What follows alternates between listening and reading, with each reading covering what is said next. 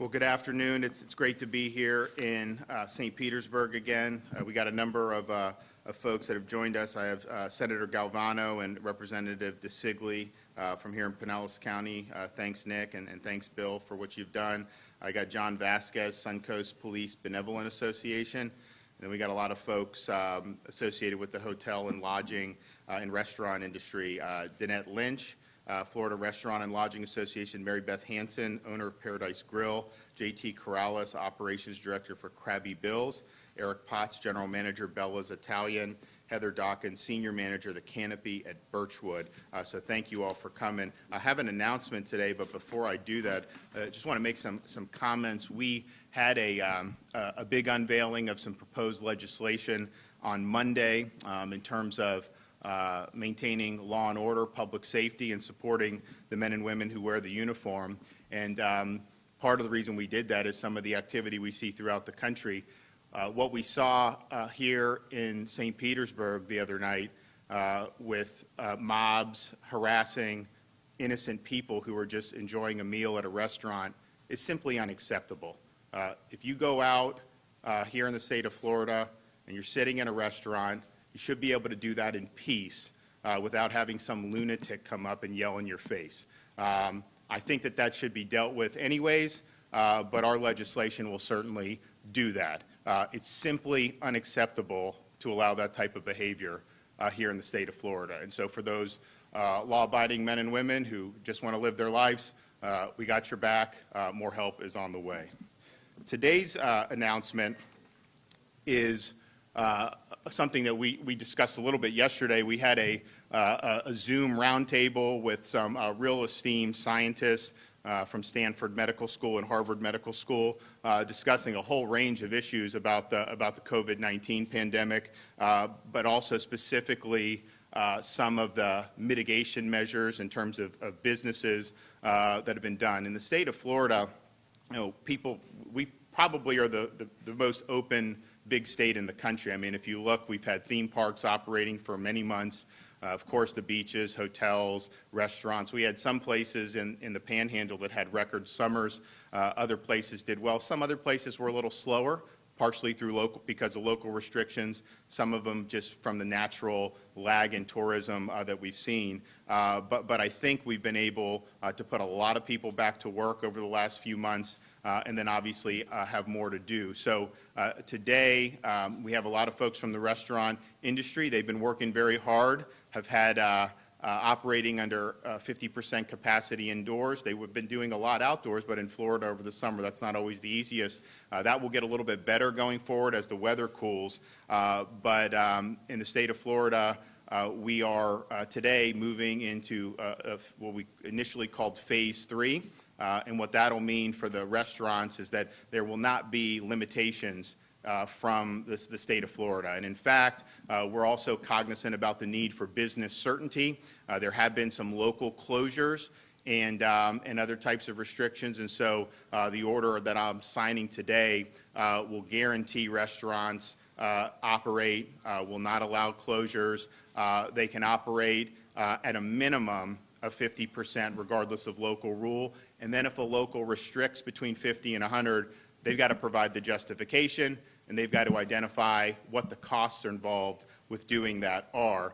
And I think that's important. This is a very difficult industry to succeed in. The margins aren't great. And if you go back to March, we were told 15 days to slow the spread. So that was, in Florida, we followed that. It was no dining restaurants, the bars, the gyms, no elective procedures, some of these things. And then they said, well, you know what, we need another 30 days. So 30 days to slow the spread. So we did that as well. And yet you have some people say, well, you can never do full what you want to do until there's a vaccine. Well, we don't know, hopefully. But now people are saying, hey, even if there's a vaccine, it's still going to take another year before you can operate appropriately. And I don't think that's viable. I don't think that is acceptable. And so I think that this will be very, very important to the industry. And it also will be a recognition that they have worked as hard as anybody to create safe environments. In fact, the idea that government dictating this is better than them making these decisions so that their customers have confidence, I think is misplaced. And I've gone to many restaurants over the last many months, and they take this obligation seriously. They want customers to have confidence, and so they have every incentive to want to do that going forward. We're also saying in the state of Florida, everybody has an opportunity and the right to work. Every business has the right to operate. Some of the locals may be able to, they can do reasonable regulations, but you can't just say no. You can't say no after 6 months and just have people twisting in the wind. And so I think that that's another important principle. If you looked at what we did yesterday and listened to some of those experts, it's pretty clear that we use our resources best when we focus them on the people that are most vulnerable to COVID-19. And I think that that's readily apparent that that's the elderly population. CDC recently revised and put out a new best estimate for the fatality rate for infections. An estimation, not cases, because there are way more infections than documented cases. And here's what they have. So if you look under 20, the survival rate, if you're infected with COVID-19, according to CDC, is 99.997%. If you're between 20 and 49, the survival rate is 99.98%. So under 50, that is less than seasonal influenza in terms of the severity. Now, when you get to 50 or 69, 99.5%, that's more severe than seasonal influenza. It's probably real severe, probably akin to a real severe flu. And then, of course, 70 plus, 94.6% survival rate. That is really, really significant. And that is where most of the hospitalizations and the mortality have come. And so those experts agreed, and we've always tried to do this in Florida, and we're going to continue. But, our focus is really going to be on those folks who are most at risk. Part of that is what we're doing with long-term care and nursing homes, but really it goes beyond that into the broader senior community. We're going to be able to do more things with some of the new testing that's come out. But then, of course, also knowing your risk and being able to govern yourself accordingly, which many folks in that age group have done a really good job of in Florida over the last many months. So that's what we're looking at. So rather than trying to close things, what you want to do is have an age-specific strategy that really focuses on mitigating exposures and mitigating infections from the people that are the most at risk for this. And so if you take a step back and look at where Florida is in terms of the COVID-19 pandemic, from July, at the beginning of July was the peak of infections. The ED visits peaked between July 7th and July 14th, kind of a plateau, and then it's kind of gone down ever since. The hospitalizations peaked on July 21st. So that's over 2 months ago. And what have we seen since the third week of July? We've actually seen more economic activity, more interaction, schools have opened, all the theme parks are open, more people have visited, and what has happened with hospitalizations?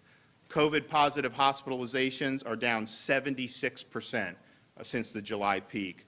ICU hospitalizations are down 72% since the July peak. Daily admissions for people getting admitted for either confirmed or suspected COVID has declined by 81% since that mid-July peak. And the ED visits for COVID-like illness are down close to 80% as well. Here in Pinellas County, I think in many ways Pinellas saw the increase hit before some of the other parts of the state, and they've definitely seen the decline go down quicker than many other parts of the state. The number of tests, the percentage of tests that come back positive in Pinellas County has been below 4% for 2 weeks. And if you know anything about these PCR tests, at least 1% are probably just false positives. Some of the other ones, if the people aren't symptomatic, may be picking up dead virus. That's a very low number for Pinellas County. Hospitalizations in Pinellas County have decreased by 79% since the July peak, and daily admissions to the hospital in Pinellas have declined by 82% since the peak. Individuals showing up for the ER to the ED with COVID-like symptoms has decreased by more than 80% since the first week of July. And so I think what we've seen is we've been able to put more people back to work. All these indicators have gone down since July. You know, the end of June and July, were tough not only for Florida but through across the Sun Belt.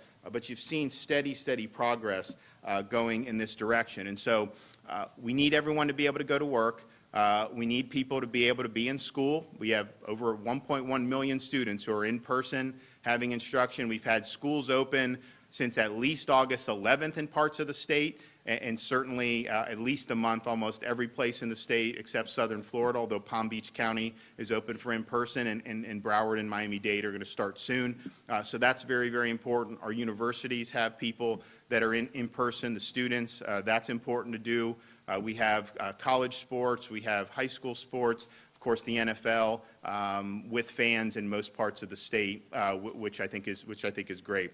So I'm glad to be able to stand with some folks here who've been working very hard under very difficult circumstances. I think that I'm going to have a couple of them come up who want to say some stuff, but I think this will be, really significant for them in terms of the way forward here. So.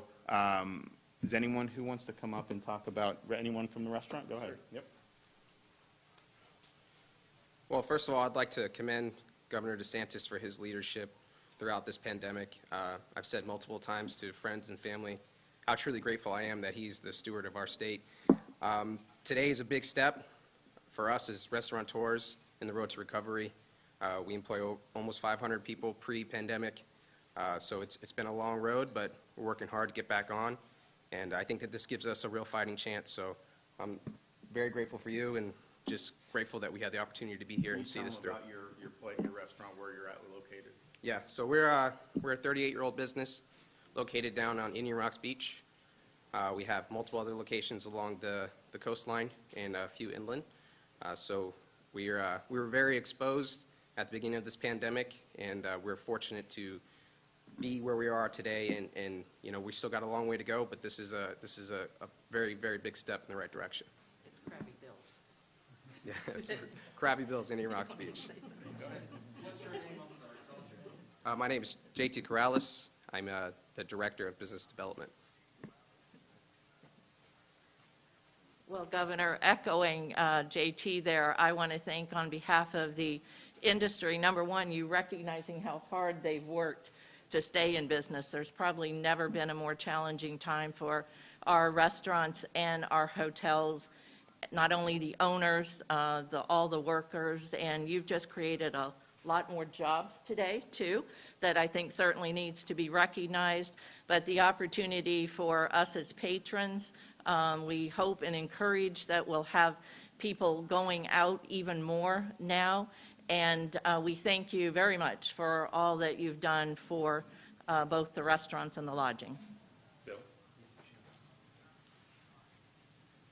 Thank you, Governor. And Governor, thank you for your great leadership, first in terms of protecting and supporting law and order and law enforcement.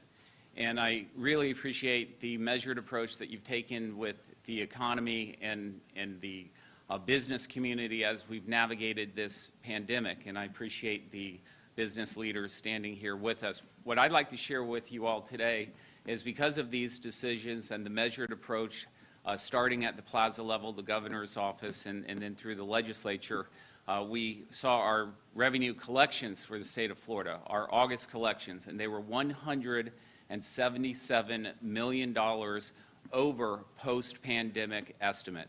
So we are already on the path to recovery, and what the governor is doing here today is just going to continue that path and perhaps accelerate it. So it's my pleasure to be here with all of you, and again, thank you, sir. Good afternoon. My name is John Vasquez, President of Suncoast Police Benevolent Association. Just want to make it clear that Suncoast Police Benevolent Association and its members, the men and women in uniform, wholeheartedly support the right for peaceful protest. That's what we're here to protect the Constitution for those men and women. We appreciate and we need laws passed to help protect the men and women in uniform, to help protect those civilians who choose to peacefully protest. Thank you, Governor, for everything that you've done for us. Okay. Another thing that we're going to be doing going forward, in addition to really focusing on protecting elderly, and as more means become available to do that, is focusing on some of the other health impacts of the pandemic. And they are legion. I think we had a good discussion of it yesterday with some of the experts. We know that there was a huge decline in ED visits for heart and stroke and some very common ailments. We suspect that that's already probably led to some excess mortality. Unfortunately, these are folks who were fearful of going to the hospital, maybe thought that the hospitals didn't have capacity, which was never true. But I think that there was narratives put out about that. And I've spoken with physicians around the state where they have people in ICU for heart who, if they had gone in earlier, would never have reached that stage. So we want to be discussing that. We also want to be discussing the importance of getting things like cancer screenings. The cancer missed screenings is not going to show up today, next month, may not even show up next year, but you can bet it's going to start showing up if this continues several years into the future. So very, very important. Also, immunizations for children. When the pandemic hit and the fear factor reached its zenith in March, you started to see a big decline in parents who were taking their children to be vaccinated. And we see this COVID chart. COVID is less dangerous for young kids than seasonal influenza, and certainly much dangerous than other diseases that they have good vaccinations for. So we definitely want to get the message out for folks to start doing that. Also, mental health. There was a CDC study that was cited by, I think, Dr. Bhattacharya from Stanford yesterday, where I think it was between 18 and 24, 25% of our folks between 18 and 24 reported having depression or some signs of mental health problems. That is a huge issue that needs to be combated. We've worked also already, and we're going to do more. There was a lot of progress that had been made on some of the drug abuse, like opioids. I think that's probably progress that was erased starting in March, and so we're probably back to where we were and need to start working forward. But I do think that the more society is functioning, the more people that have jobs, the more businesses that can succeed, the more opportunities for parents to send their kids to school. I think a lot of those other things become easier to deal with. But let's not make any mistake about it. Focusing on only one pathogen without all these other things is not an effective public health strategy. With that, take some questions. Governor, how does this transition in phases affect other industries outside of hospitality and restaurants? It really doesn't very much because we've had everything open. There may be some local restrictions in some parts of southern Florida about doing some of the, like a banquet hall or something. And again, what the order is going to say, they have a right to operate. You can insist on certain regulations, and obviously I think you're probably going to see a different approach in southern Florida than you will in the Panhandle on some of that, and I think that that's fine. But I think everything has been open before this order. This just allows the restaurants to really be able to do this, I think, in a way that makes, I was in Dunedin with a guy that owns this small restaurant. It's more of an upscale deal. You walk in, it's just a room with seats, and it's like, he doesn't get enough traffic to really do half, but you could fill it, and it's not like it's really crowded. I mean, it's fine. And so some of these things, I think, were a little too mechanical. They have every incentive to provide a good environment for their customers, and there's going to be some customers that maybe they say they only want to do outdoor. They're going to have to provide a safe outdoor. Maybe they'll do indoor as long as they have precautions that they think. And I think that's the best way to do it. But it's not really a one-size-fits-all, because I went to some restaurants where they're following the rules, but quite frankly, it didn't make sense. They could have done more without really causing any type of major difference in terms of any type of a transmission. Governor, how are large venues like Bucks games, Rays games, how are they impacted by phase 3? Well, they're not really impacted because I've supported that. And it's not a question of really government. It's really what the leagues have been comfortable with. I very much support the Bucks having fans. I think what the Dolphins did to start off, I think, was really great. The Jags, it's interesting, the Jags, they're allowing fans. They couldn't even sell out limited capacity, partially because I think some of the fans are concerned with some of the things that we've been seeing come out of the league. But so they can operate. Now, I fully understand, and we will work with them. They want to go slower more than anyone. So it's not like they want to have full capacity. But I think you can do much more than what's been done. Outdoor transmission has just not been a major factor. Doesn't mean it can't happen. Doesn't mean there aren't things that you can think about in some of these venues. But I'd like to see everyone have fans at some capacity, and then let's build going forward. One of the reasons I really wanted to have the Buck, well, two reasons. One, Tom's the quarterback. Everyone wants to watch Tom Brady and Gronk and all these great players. And I'll tell you what, and I don't know how much football I'm going to watch this year, but I definitely watched on Sunday. I mean, I'm going to keep watching them. And so I think people wanted to be there, which is good. But I also want to be able to show we're going to be able to host the Super Bowl in February. We expect to do a full Super Bowl, and we're going to show that we're going to be able to do that. I think they can still do that, and I know there's some issues about insurance and all these other things, and I respect that, and maybe we'll address that after the election here in Florida with the new legislature. But yeah, I think it's important. I also think, we have musicians. They should be able to play, and they should be able to do some of this stuff, particularly on these outdoor venues. You can do it. You can do it safely. Again, right to work. That's uniform now in Florida. And so some of these people, we want to make sure they have an opportunity. I know some have been doing it, but I've had some folks ask me about certain restrictions. We didn't really have restrictions, but I think people were just concerned. I think you can get to yes on all this stuff, and there's certainly no legal prohibition for them doing fans. Yes, sir. So here's what I think. We've had way more activity over the last 2 months than we did over the prior two. We've seen big declines. At the same time, this is a virus that has confounded a lot of people. We're prepared if we see an increase. We're not closing anything going forward. But I think if you look at our hospital capacity, if you look at what we did to marshal the latest medications, if you look at what we've done to help with all the PPE and the testing and everything, we have the tools in place that we need. Is there going to be a true second wave? Understand, the Northeast wave was March and April. That was not our wave. Our Sun Belt all went in the June, July. And if you look at the epidemic curves from Los Angeles, Arizona, Texas, Florida, Georgia, it's almost the same basic curve. Arizona is a little bit higher than us in terms of per capita mortality. Georgia, Florida, Texas, pretty close. There were all different reopenings, different policies.